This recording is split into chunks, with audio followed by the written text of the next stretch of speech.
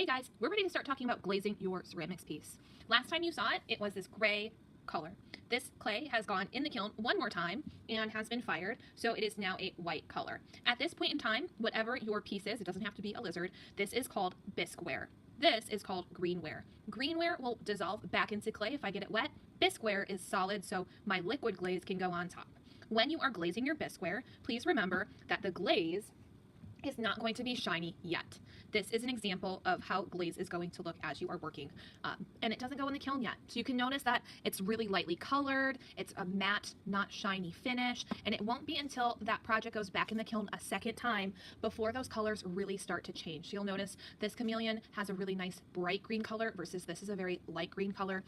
And so that's just something you want to remember. The colors that you paint today are not going to look like the colors that emerge when they come out of the kiln. So today you're going to get your project back. It's going to have your magic number on it somewhere.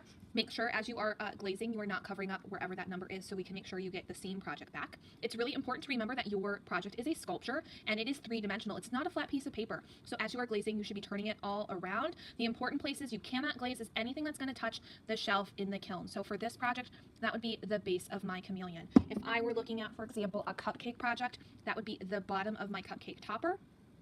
And that would also be the bottom of my cupcake bottom. That's how I would put them in the kiln, and that's something you want to be thinking about as you're glazing today. If you get a drip on there, we'll wipe it off before it gets fired, but we want to be cautious about how much glaze we use. When you are picking your colors today, you want to be considering how you want to apply your glaze. You want to think about kind of like frosting a cake, and your cake wants icing before it wants sprinkles. So I want to be thinking about the body main color, and then I can put smaller details on top. If you pick one of these bully colors as the body or frosting of your objects, what's going to happen is trying to add any of these colors on top probably will not show up super well. So for those main large spaces, your nice colors are lighter and they're a lot more easy to add layers of other colors on top of. Another thing you want to remember today, best glaze practice is that you need to do 2 coats or 2 layers of that body color. So if I'm going to do a pink chameleon, I'm going to paint pink once, let it dry a little, and then add a second layer or a second coat of pink on top of it. Once I've done 2 layers of pink, then I can go ahead, if I want to do black, purple, brown, or any of these colors on top, I can go ahead and do that. So let's go ahead and get you started. Today, you're going to travel around to the tables. The tables will have the glaze in them, and you are going to make sure you do not contaminate that glaze. Your brush goes in this color only. You do not clean brushes out for glaze. You just leave it inside when you're done. So I'm going to go ahead and make my chameleon green for the body, but once again, you do not have to do that. Good practice once you get this guy. Give him a little stir just in case your glaze has settled. Sometimes it can be a little thicker on the bottom and a little bit more watery on the top. Just make sure you get all that good glazed stuff on your brush. You don't want your brush to be dropping, so you might want to just kind of wipe it on the side a little bit so you've got a good amount of glaze.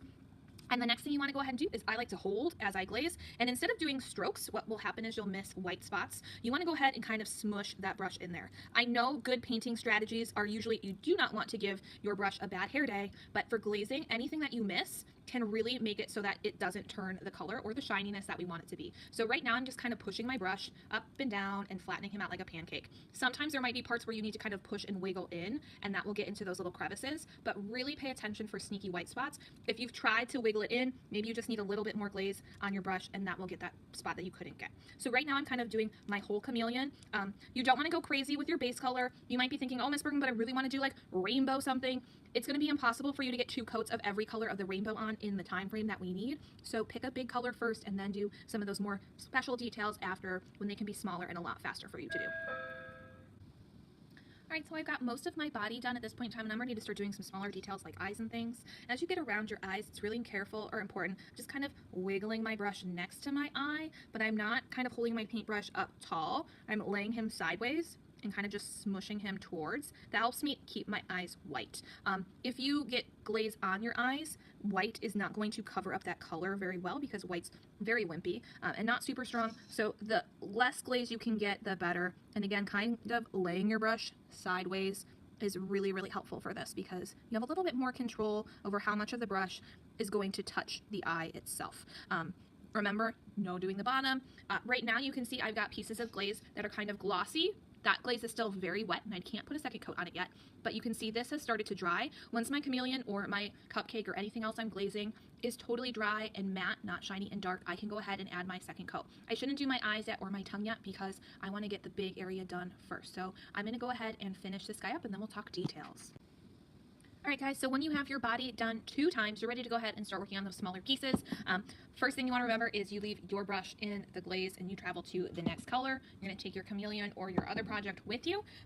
Back to kind of that idea of bullies and nice colors. A reminder, you can put one of these guys on top of that color, but these guys are going to show up the best.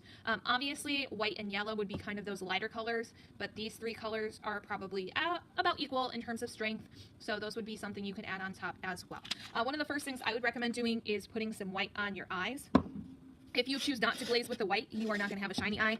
And one thing that's a little bit hard about the white is that you can't really see it when you glaze. So you want to make sure get in the center of your eye first, but also don't forget to kind of go around the top edge because his eye is 3-dimensional. Get around the back edge best you can, and also the bottom of that eye. You only have to do your eye 1 time unless you have a lot of color on there.